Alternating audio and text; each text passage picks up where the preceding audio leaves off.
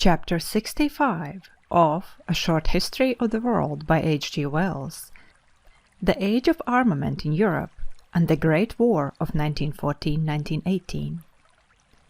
The progress in material science that created this vast steamboat and railway republic of America and spread this precarious British steamship empire over the world produced quite other effects upon the congested nations upon the continent of Europe.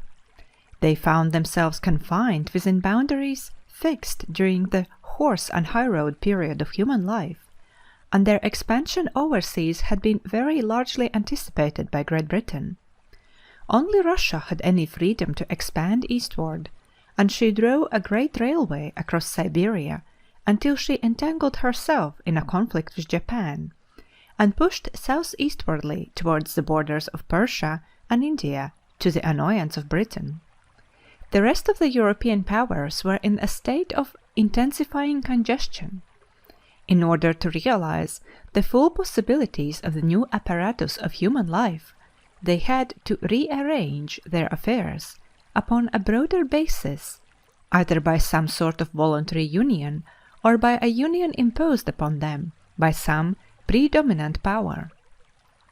The tendency of modern thought was in the direction of the former alternative, but all the force of political tradition drove Europe towards the latter.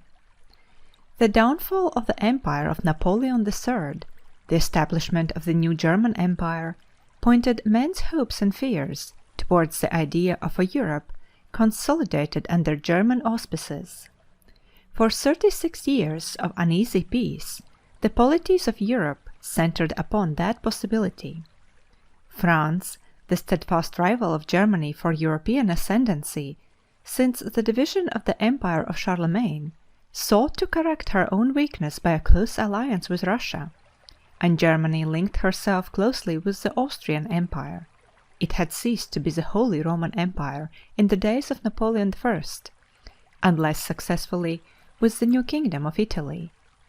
At first Great Britain stood as usual, half in and half out of continental affairs, but she was gradually forced into a close association with the Franco-Russian group by the aggressive development of great German navy.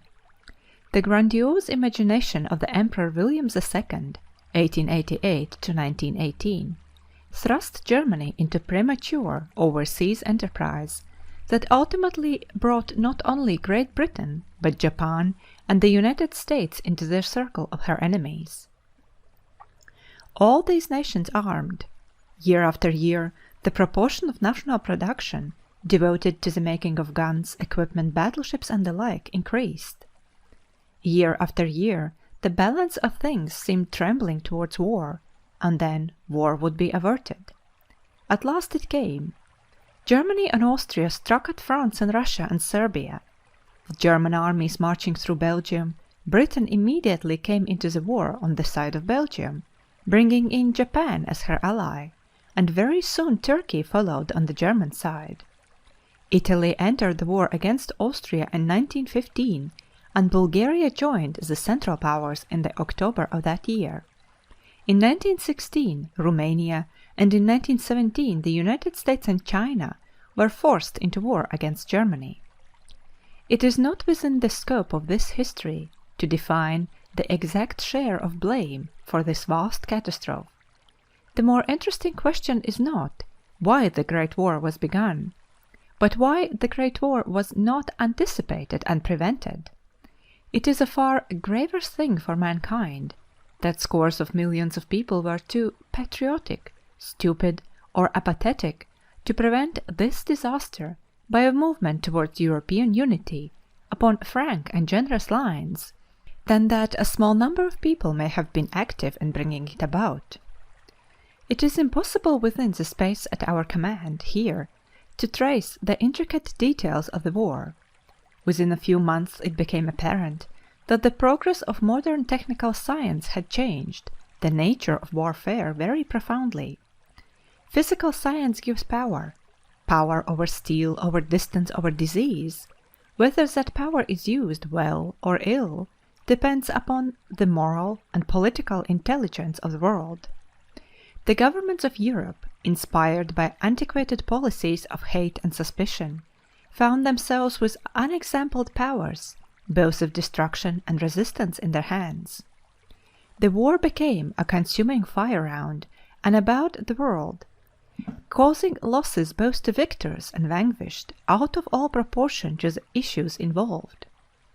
The first phase of the war was a tremendous rush of the Germans upon Paris and an invasion of East Prussia by the Russians. Both attacks were held and turned. Then the power of the defensive developed.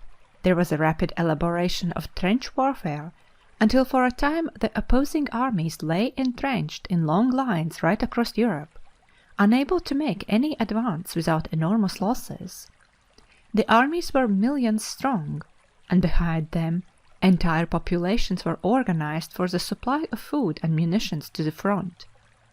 Then was a cessation of nearly every sort of productive activity except such as contributed to military operations. All the able-bodied manhood of Europe was drawn into the armies or navies or into the improvised factories that served them. There was an enormous replacement of men by women in industry. Probably more than half the people in the belligerent countries of Europe changed their employment altogether during this stupendous struggle. They were socially uprooted and transplanted. Education and normal scientific work were restricted or diverted to immediate military ends, and the distribution of news was crippled and corrupted by military control and propaganda activities. The phase of military deadlock passed slowly into one of aggression upon the combatant populations behind the fronts, by the destruction of food supplies and by attacks through the air. And also there was a steady improvement in the size and range of the guns employed and of such ingenious devices as poison gas shells and the small mobile forts known as tanks to break down the resistance of troops in the trenches. The air offensive was the most revolutionary of all the new methods. It carried warfare from 2 dimensions into 3. Hitherto in the history of mankind, war had gone on only where the armies marched and met. Now it went on everywhere.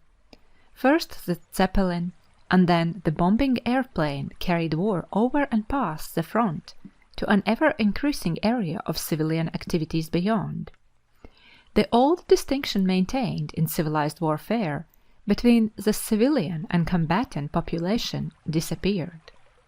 Everyone who grew food, or who sewed a garment, everyone who felled a tree or repaired a house, every railway station and every warehouse was held to be fair game for destruction. The air offensive increased in range and terror with every month in the war.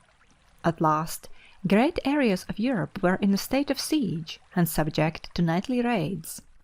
Such exposed cities as London and Paris passed sleepless night after sleepless night while the bombs burst, the anti-aircraft guns maintained an intolerable racket, and the fire engines and ambulances rattled headlong through the darkened and deserted streets. The effects upon the minds and health of old people and young children were particularly distressing and destructive. Pestilence, that old follower of warfare, did not arrive until the very end of the fighting in 1918. For 4 years medical science staved off any general epidemic. Then came a great outbreak of influenza about the world which destroyed many millions of people. Famine also was staved off for some time. By the beginning of 1918, however, most of Europe was in a state of mitigated and regulated famine. The production of food throughout the world had fallen very greatly through the calling off of peasant mankind to the fronts, and the distribution of such food as was produced was impeded by the havoc wrought by the submarine, by the rupture of customary routes through the closing of frontiers, and by the disorganization of the transport system of the world. The various governments took possession of the dwindling food supplies, and with more or less success rationed their populations. By the 4th year the whole world was suffering from shortages of clothing and housing, and of most of the normal gear of life, as well as of food.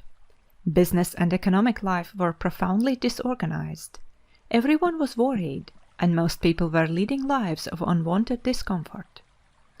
The actual warfare ceased in November 1918. After a supreme effort in the spring of 1918 that almost carried the Germans to Paris, the Central Powers collapsed. They had come to an end of their spirit and resources. End of chapter 65.